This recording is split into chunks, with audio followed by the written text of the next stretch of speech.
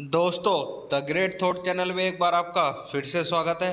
आज का हमारा एंशिएंट हिस्ट्री सब्जेक्ट से जो हमारा टॉपिक होने वाला है पुष्य भूति वंश वर्धन वंश। जी हाँ दोस्तों, इसमें हमारे हर्षवर्धन की भी चर्चा होने वाली है। दोस्तों, आपने अभी तक चैनल को सब्सक्राइब नहीं किया है तो जल्दी से आप चैनल को सब्सक्राइब कर लीजिए ताकि आपको समय से सारी अपडेट मिल सके। तो चलिए दोस्तों, शुरू करते हैं।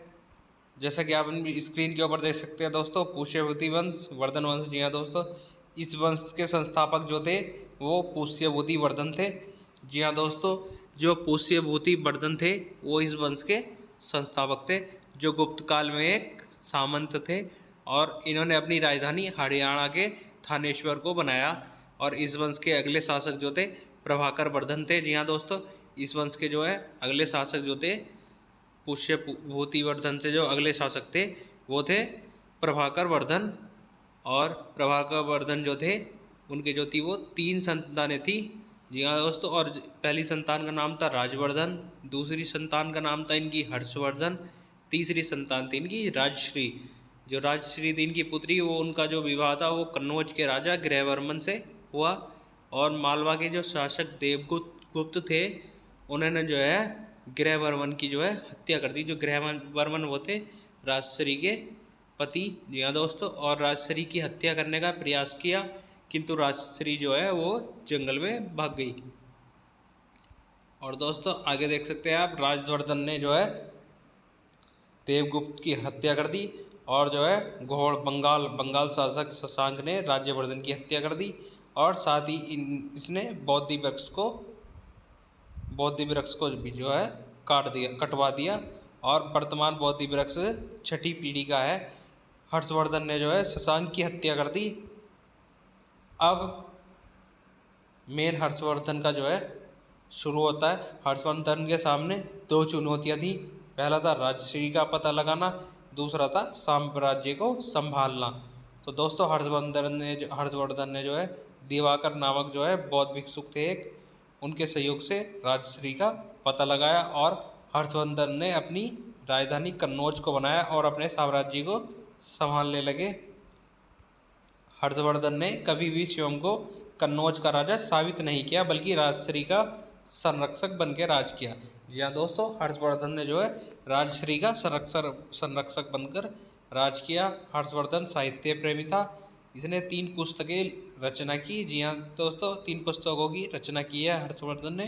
पहली थी नागानंद, दूसरी थी रत्नावली, तीसरी थी प्रियदर्शिका। और हर्षवर्धन के दरबारी कवि जो थे वो बाण भट्ट थे।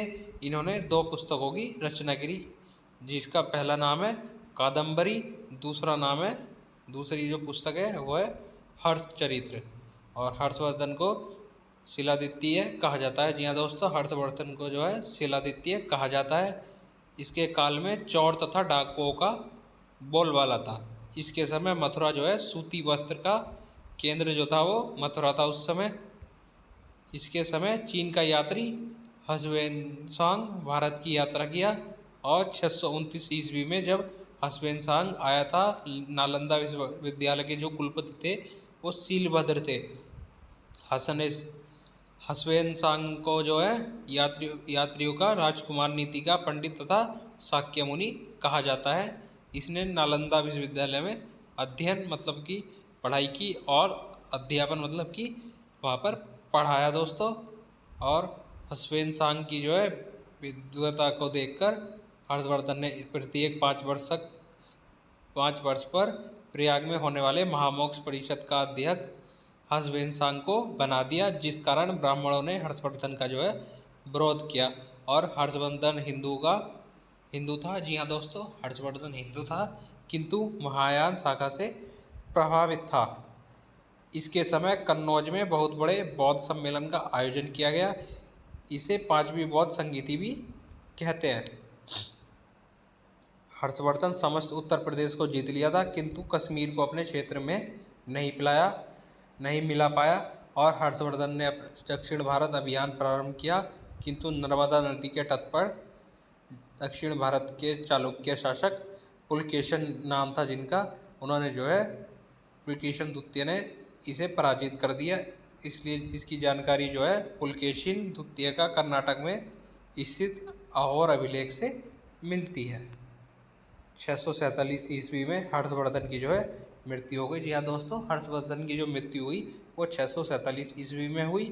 हर्षवर्धन की कोई संतान नहीं थी, जिस कारण वर्धन वंश का पतन हो गया और हर्षवर्धन की मृत्यु के बाद उत्तर भारत में राजनीति शून्य की स्थिति में आ गई। जी हाँ दोस्तों, हर्षवर्धन की मृत्यु के बाद जो है राजनीति वहाँ पर शून्य की स्थिति में आ गई थी उत्तर भारत में। और इस इतिहास में हर्षवर्धन के मृत्यु को युग परिवर्तन का कारण कहते हैं। जी हाँ दोस्तों, युग परिवर्तन का कारण जो है हर्षवर्धन की मृत्यु को बताया गया है उस समय। तो दोस्तों, ये था हमारा वर्धन वंश के बारे में। इसमें हमने हर्षवर्धन के बारे में चर्चा करी। ये हमारा टॉपिक यहीं पर समाप्त होता है दोस्तों। चैनल को सब्सक्राइब, वीडियो को लाइक, शेयर, कमेंट करना ना भूलें दोस्तों। अगला हमारा जो होने वाला है टॉपिक वो है हमारा दक्षिण भारत। जी हाँ दोस्तों, तब के लिए धन्यवाद।